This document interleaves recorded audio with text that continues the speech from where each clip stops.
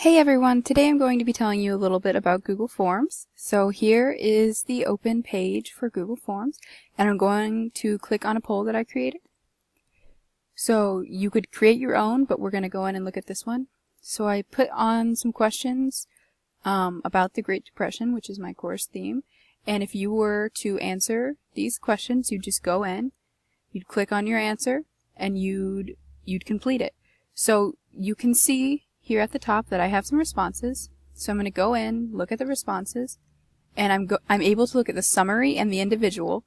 So it looks from this, a lot of people know when the Great Depression began. This is good for evaluating your class's knowledge.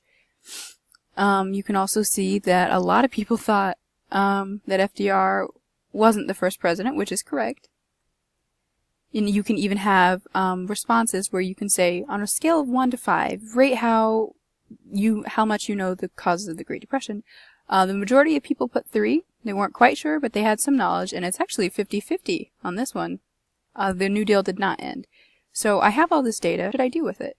Well, if you go over here, you're actually able to download your responses. And with this, you can use them to change your lesson plan and more effectively teach your class. Thank you.